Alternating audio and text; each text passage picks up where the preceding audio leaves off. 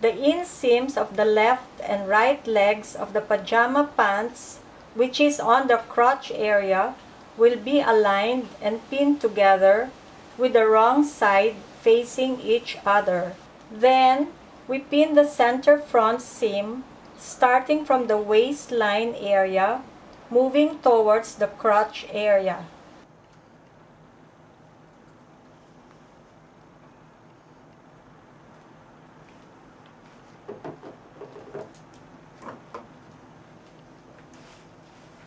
Then again, we pin the center back seam from the crotch area, moving towards the waistline area, making sure that we are more or less aligning the line patterns of the fabric.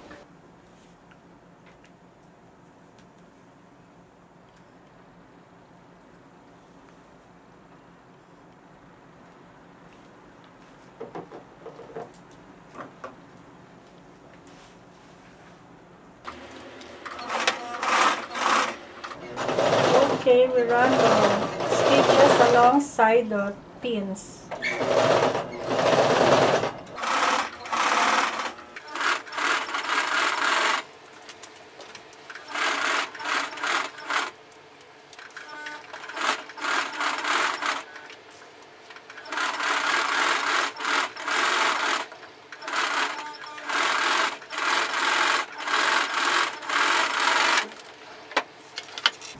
So again, we will cut 1/8 of an inch or 0.3 of a centimeter away from the stitches.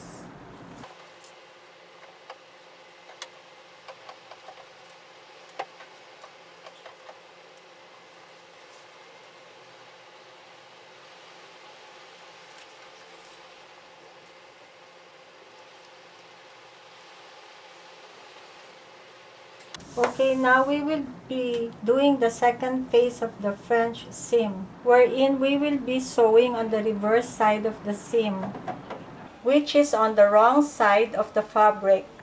Again, she's aligning the sewing lines.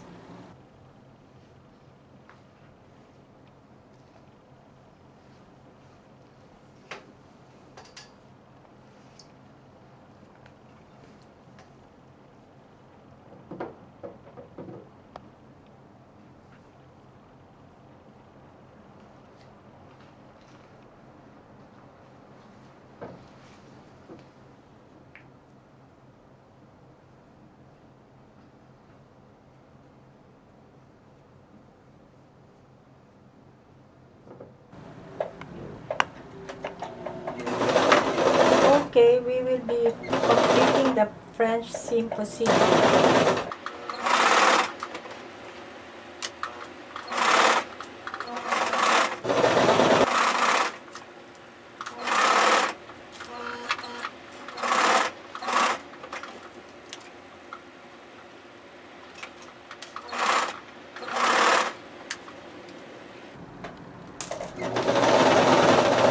She's following the sewing lines.